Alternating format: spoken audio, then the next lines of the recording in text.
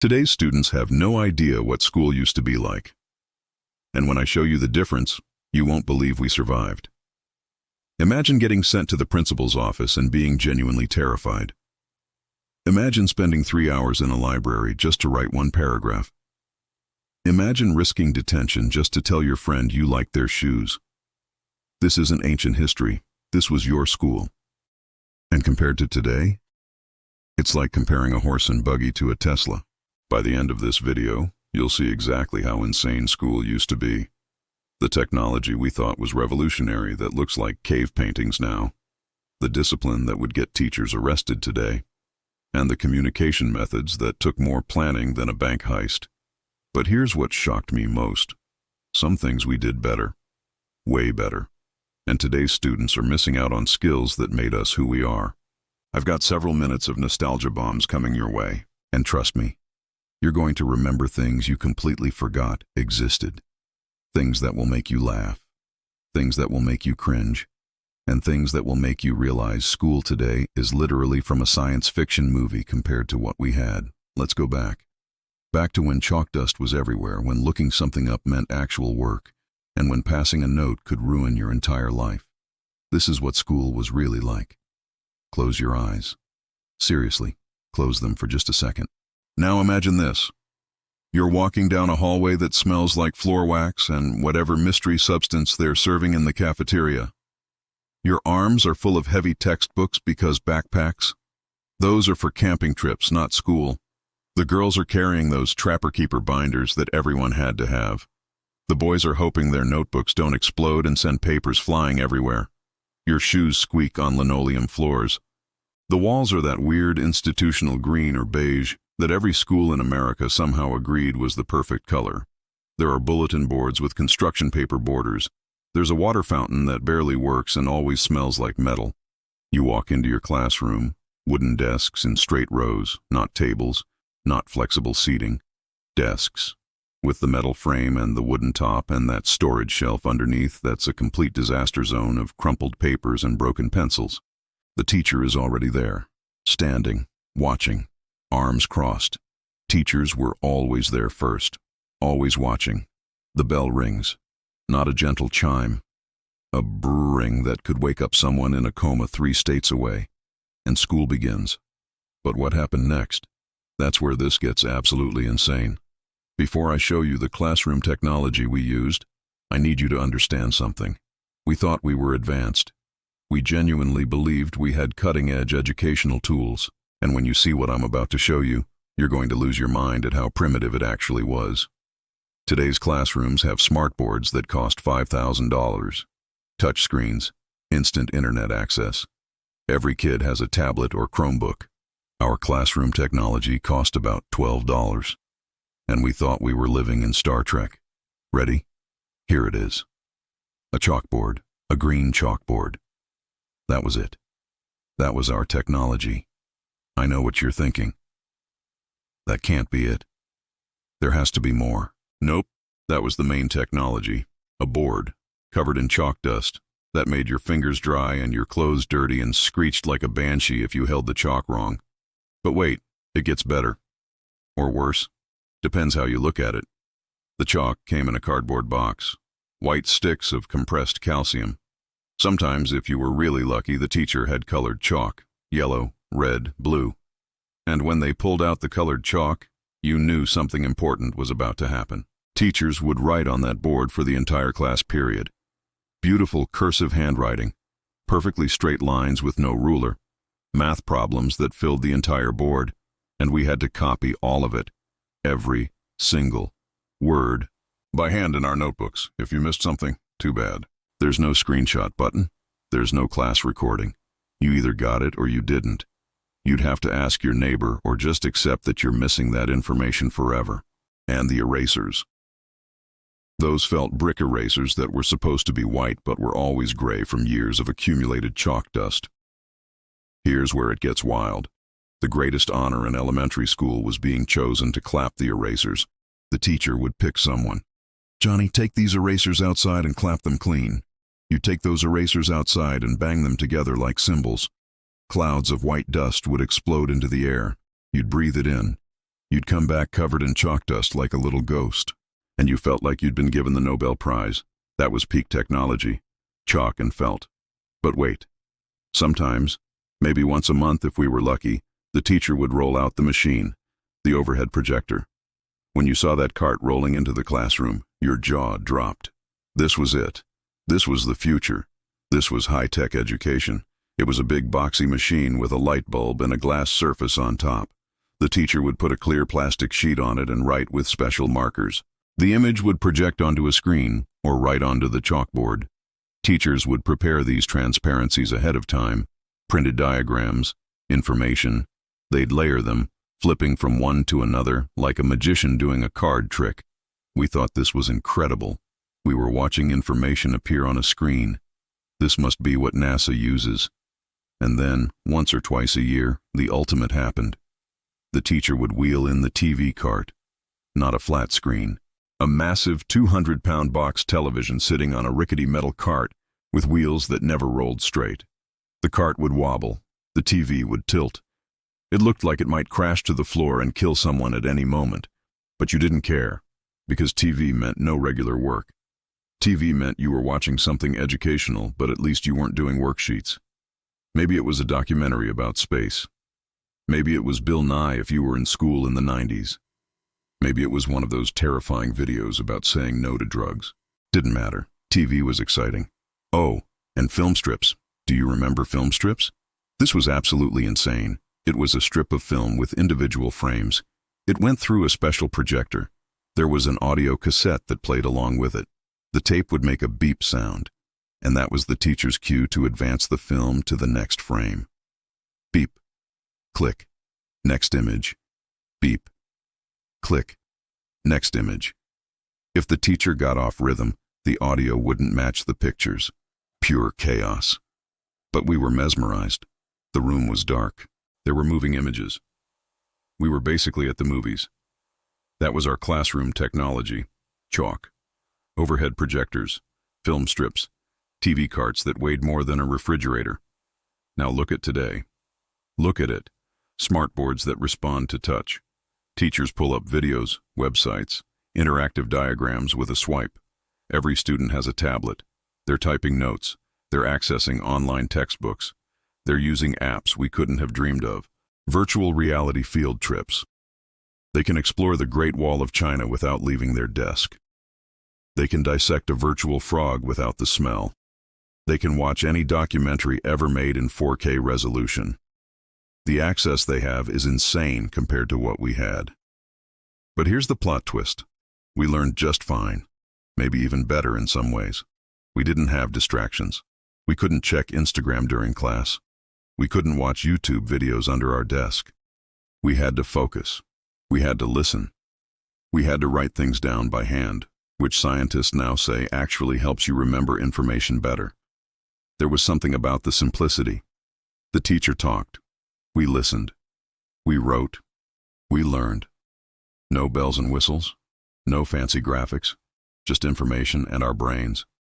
And honestly, maybe that's why we can still focus on one thing for more than 8 seconds. Okay, now I'm going to tell you about something that will sound like absolute torture to modern students. Imagine your teacher assigns a research paper, 5 pages, due in 2 weeks. Topic: the American Revolution.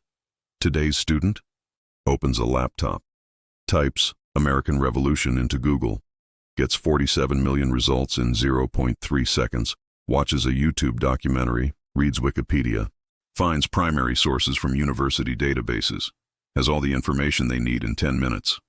Us? It took hours, sometimes days, and I'm about to show you exactly why. The process was so complicated, so time-consuming, so frustrating that you'd rather do anything else. But here's the crazy part. It taught us something today's students will never learn. 3 words that struck absolute fear into every student's heart. Go look it up. When the teacher said those words, you knew your afternoon was gone. Your evening was gone. Maybe your entire weekend was gone, because looking something up wasn't clicking a button. It was a quest. An actual adventure that required planning, travel, and skills most people today don't even know exist. Let's start with the Family Encyclopedia. If your family owned an Encyclopedia Britannica or World Book set, you were basically royalty. These weren't books, these were furniture. 20 to 30 massive volumes bound in fake leather, taking up an entire bookshelf. Each volume covered a range of topics alphabetically. Volume A, Aardvark to Austria. Volume M, Macaroni to Mythology. You had to know exactly which volume to grab. So you're writing about the American Revolution. You pull out Volume A for American Revolution. You find it. Maybe 3 pages. Small print. A couple of black and white photos. That's it. That's your source. Your only source unless you want to dig deeper. You read those pages. You take notes. By hand. Every word. Because you can't copy and paste. You can't screenshot. You write it all down on notebook paper. And here's the kicker. That information was printed years ago. Maybe even 10 years ago. It's outdated, but too bad. That's what you've got. Most families didn't have encyclopedias, though. They were expensive. So you know what you did? You went to the library. And this is where it gets absolutely wild. The library wasn't just a building with books. It was a system. A complex, confusing system that required actual skills to navigate. First, you had to use the card catalog. And if you don't know what that is, buckle up. The card catalog was a huge wooden cabinet with dozens of little drawers. Each drawer was labeled with letter ranges. Each drawer was full of index cards, thousands of them. Every book in the library had 3 cards, one filed by author, one filed by title, one filed by subject. You're looking for books about the American Revolution. You go to the subject drawers. You flip through cards until you find what you need. Each card has the title, author, publication year, and most importantly, the call number. That's the code that tells you where the book lives on the shelf. You write it down. With a tiny golf pencil the library provides that's been sharpened down to a nub. Then you go hunting through the stacks. The shelves are organized by the Dewey Decimal System, a number system that makes zero intuitive sense, but somehow every librarian memorized. You find the 900 section, History, then 973, United States History. You narrow it down, you're searching, and finally, there's your book. You pull it off the shelf. It's heavy. It smells like old paper and dust. You open it up and pray it has what you need. If it does, great. You check it out. You bring it home. You read it. You take notes by hand. If it doesn't, you start over. Back to the card catalog. Find another call number. Go hunting again. This could take hours, an entire afternoon in the library just to find 3 usable sources. And we haven't even talked about microfilm yet. Microfilm. This was absolutely insane. Old newspapers and magazines were photographed onto rolls of film. To read them, you had to thread the film into a special machine. It projected the pages onto a screen. You'd turn a crank to scroll through. The images were blurry, hard to read. Your eyes would hurt after 10 minutes. But if you needed an article from a 1920 newspaper, that was your only option. Research was physical. You'd have 5 or 6 books spread out on a table, flipping between them, cross-referencing, your notes on notebook paper or index cards organized with your own system. And you know what? We got good at it. We learned patience. We learned how to search effectively. We learned how to evaluate sources. We learned to synthesize information from multiple places and create something new. Today's students have everything at their fingertips. But do they know how to dig? Do they know how to be patient? Do they ever experience the satisfaction of finding that perfect source after an hour of searching? Or do they just click the first link on Google and call it research? I'm not saying the old way was better. Instant information is a miracle, but there was something about the hunt, about the work, that built skills we didn't even realize we were learning. Skills like persistence, critical thinking, information literacy.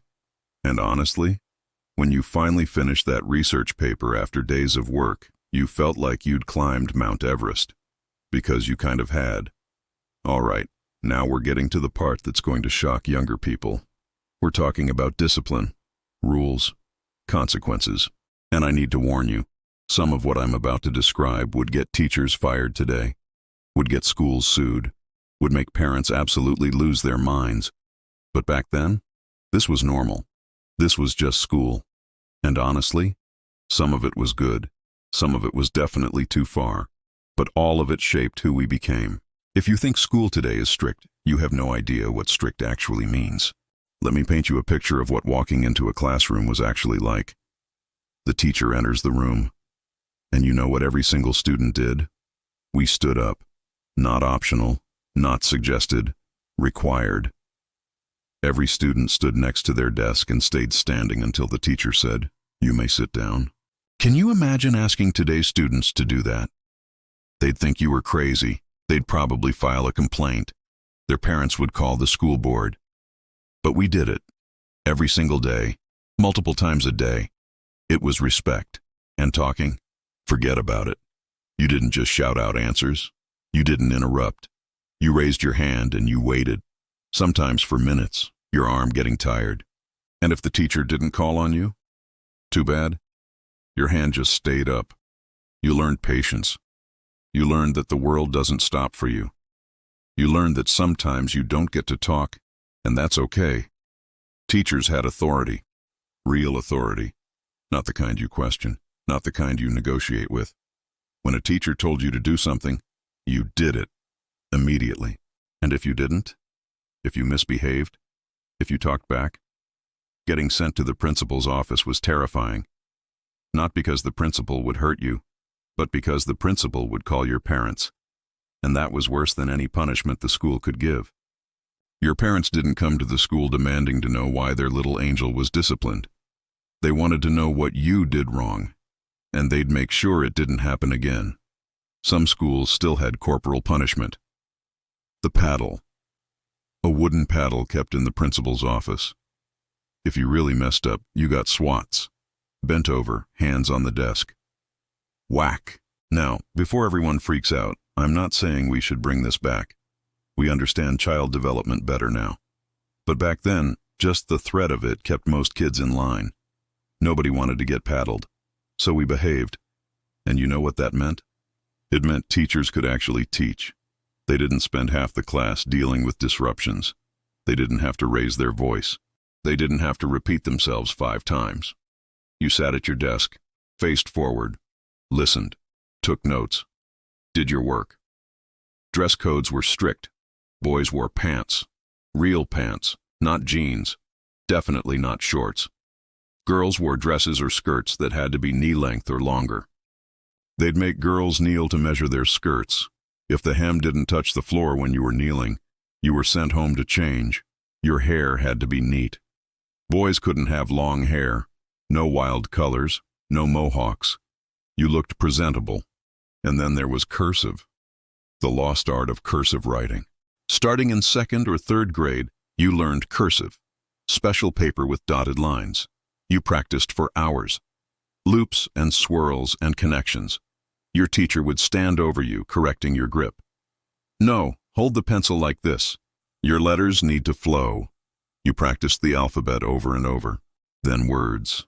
Then sentences.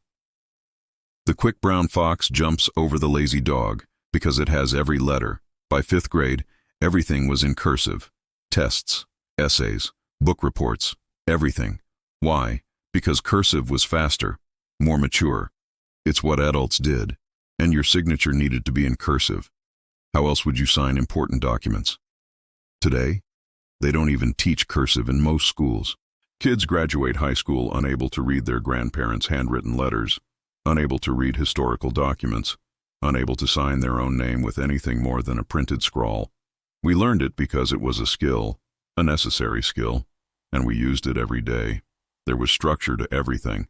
The Pledge of Allegiance every morning, hand over heart, facing the flag, everyone standing, everyone reciting together. That was how every school day started, for years.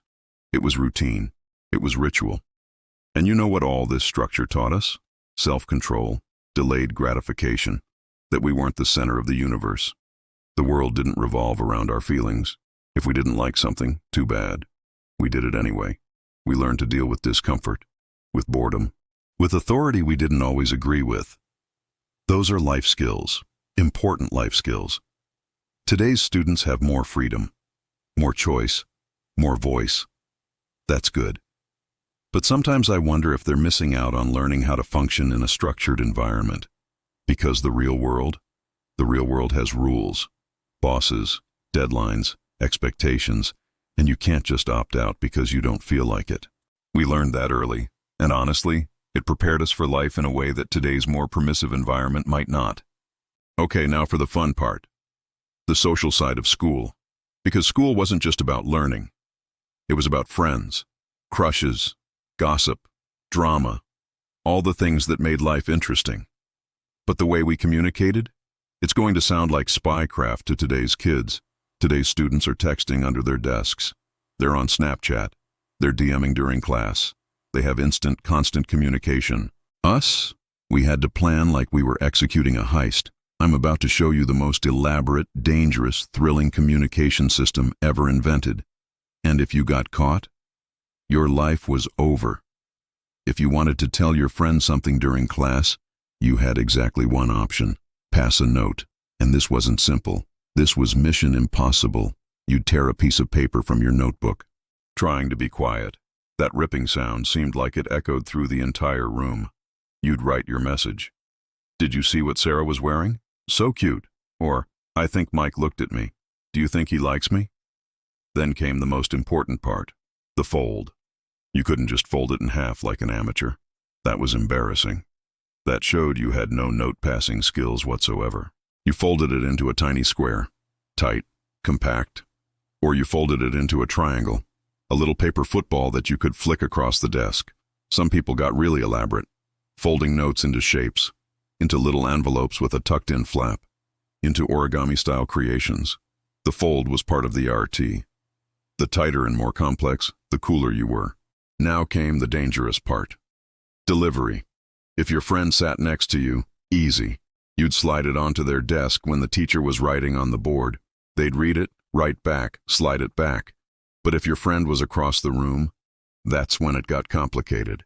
You'd have to recruit a chain of people to pass it along. You'd write, "Pass to Jennifer," on the outside. Give it to the person in front of you. They'd pass it forward. That person would pass it across the aisle. That person would pass it back. A whole network of students risking detention to deliver your message. Each person in the chain was risking getting caught. For you. That's friendship.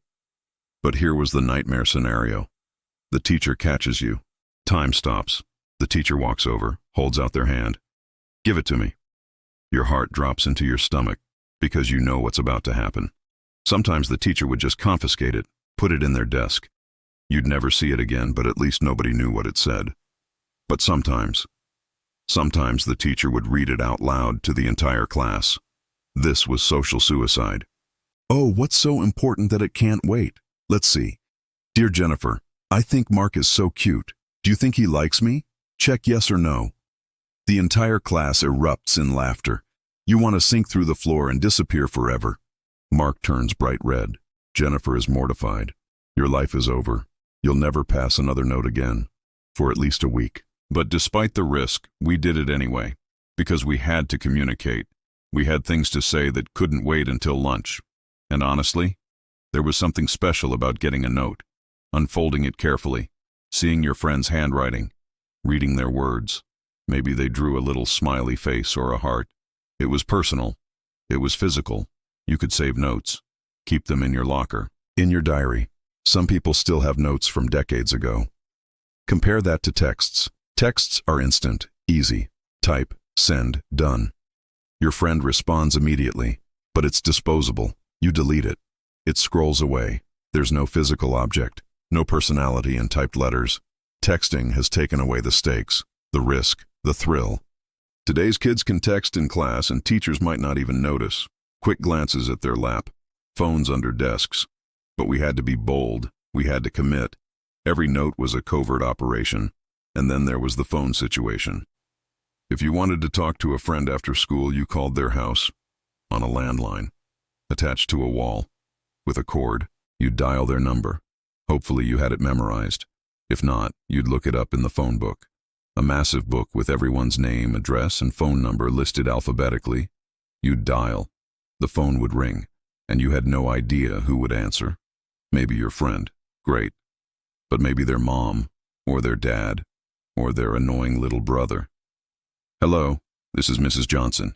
Hi, Mrs. Johnson. "This is Karen. Is Lisa home?" Just a moment. And you'd wait, heart pounding, hoping Lisa was actually home. You couldn't text ahead to check if they were available. You just called and hoped. And if their mom said, "She's not home right now," you had to say thank you and hang up.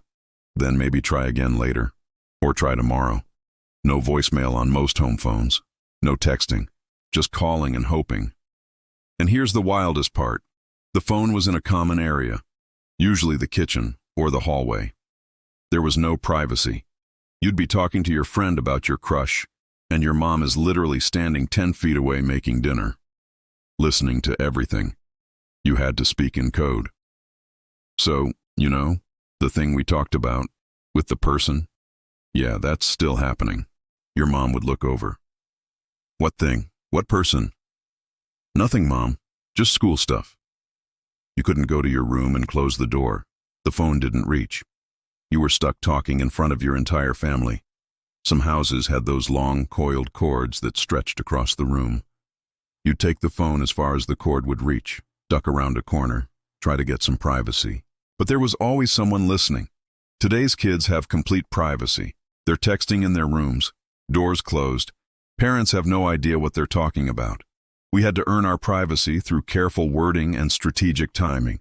And honestly, maybe that wasn't such a bad thing. Maybe having parents nearby, even if they weren't actively listening, kept us a little more grounded, a little more accountable. So we've covered the technology, the research, the discipline, the communication, and I know what you're thinking. We had it so much harder than kids today. And in a lot of ways we did. Things were slower, more difficult, more restrictive. But here's what's going to surprise you. We might have had it better in some very important ways. Ways that today's students are missing out on. Ways that shaped our brains, our character, our resilience, in ways that modern convenience can't replicate. And in these final minutes, I'm going to show you exactly what today's students are losing. And it's not what you think. Let's be honest about something. Today's students have incredible advantages. The technology they have access to is beyond anything we could have imagined. They can learn anything, anytime, anywhere. They can watch lectures from the best professors in the world. They can collaborate with students on the other side of the planet. They have resources we would have killed for. Need to learn calculus? There are thousands of free YouTube videos explaining every concept. Need help with Spanish? There are apps that make you fluent. Need to understand World War II? There are documentaries, primary sources, interactive timelines, all at their fingertips. This is amazing. This is transformative. Education has been democratized in a way that's unprecedented in human history. But here's what we had that they don't. We had focus. When we sat in that classroom with just a chalkboard and a teacher, there were no distractions, no phones buzzing, no notifications, no Instagram to check, no TikTok videos calling our name. We had to listen. We had to be present. And that trained our brains in ways that today's students are struggling with. Studies show that today's average attention span is 8 seconds. 8 seconds. That's less than a goldfish. Why? Because modern students are bombarded with distractions every minute of every day. Their brains have been trained to jump from thing to thing to thing. We learn to focus on one thing for extended periods, to sit through a 45-minute lecture without checking our phones, to read an entire chapter without clicking away to something else. That's a skill, a valuable skill that's disappearing. We also had something else. We had to remember things. We couldn't just Google an answer. We couldn't look up a date or a formula on our phone. We had to commit information to memory. And when you have to remember things, when you can't just look them up, your brain builds different pathways, stronger pathways. Today's students have outsourced their memory to their devices. They don't remember phone numbers. They don't remember addresses. They don't remember facts because why bother? It's all on their phone. But we had to remember. And that made our memories stronger. Research was another big one. We learned how to find information. We learned the process, the method, the skill of searching and evaluating and synthesizing. Today's students find information instantly, but do they know how to evaluate it? Do they know how to tell a credible source from garbage? Do they know how to dig deeper than the first Google result? Many don't. because they've never had to develop those skills. We spent hours in libraries learning how information was organized, learning how to search systematically, learning how to be patient and persistent. Those are research skills that go beyond just finding answers. They're critical thinking skills, problem-solving skills, and the discipline, the structure, the rules. Now, I'm not saying everything about old-school discipline was good. Some of it was too harsh, too rigid, too focused on obedience for obedience's sake. But there was value in learning self-control, in learning to delay gratification, in learning that you can't always do what you want when you want. Today's students have more freedom, more ability to express themselves, more flexibility. But sometimes I wonder if they're missing out on the resilience that comes from dealing with structure you do not like, from doing things you don't want to do because they're required. Life is full of rules, full of bosses and deadlines and expectations. Learning to navigate that early in school prepared us for the real world and the social stuff, the notes, the phone calls. There was something about the effort required to communicate that made it more meaningful. You couldn't just fire off a quick text. You had to commit. You had to take a risk. You had to put yourself out there. And when you got a note back, when your friend called you back, it meant something, because effort had been expended. Today's communication is instant and effortless, which is great for convenience, but maybe it's lost some of the meaning. Now here's the thing. I'm not saying we should go back. I'm not saying we should take away technology and make students use card catalogs again. Progress is good. Technology is good. The access and opportunities today's students have are incredible, but we need to recognize what's being lost in the process. We need to teach today's students to focus even when there are distractions, to remember even when they can Google, to evaluate information critically even when it's abundant, to communicate meaningfully even when it's instant. The tools have changed, but the fundamental skills of learning, thinking, and connecting, those haven't changed. And we learned those skills in an environment that forced us to develop them because we had no other choice. Today's students need to develop them intentionally, on purpose, even though they don't have to. That's the challenge. That's what we need to pass on. Not nostalgia for chalkboards and card catalogs, but the skills we developed because of them. We lived through a unique time in history. We're the bridge between the old world and the new. We learned on chalkboards, but we adapted to computers. We researched in libraries, but we learned to use Google. We passed notes, but we learned to text. We understand both worlds. We know what it's like to work hard for information, and we know the incredible power of having it instantly. Our generation has a responsibility to tell these stories, to share what it was like, not to say it was better or worse, but to say it was different. And in that difference, there are lessons. Lessons about focus, about patience, about effort, about resilience. Today's students have advantages we never dreamed of, but they also face challenges we never had. Our job is to help them navigate it, to share the skills we learned, to pass on the wisdom that came from doing things the hard way. Because whether you're learning from a chalkboard or a smartboard, the goal is the same: to learn, to grow, to become capable, thoughtful, resilient adults. The tools change, the technology evolves, but the fundamentals of education, those stay the same. We learn from chalkboards. Today's students learn from Chromebooks, and the next generation will learn from technologies we can't even imagine yet. But we'll all have learned. That's what matters. If this brought back memories, if you found yourself nodding along, if you remembered things you'd forgotten, share this with someone who gets it. Share it with your kids or grandkids so they understand what school used to be like. Because these stories matter. This history matters. And the lessons we learned, those matter most of all. We survived school in the age of chalkboards. We thrived, we learned, we grew. And honestly, we turned out pretty okay. Thanks for taking this trip down memory lane with me. Now go call someone on an actual phone.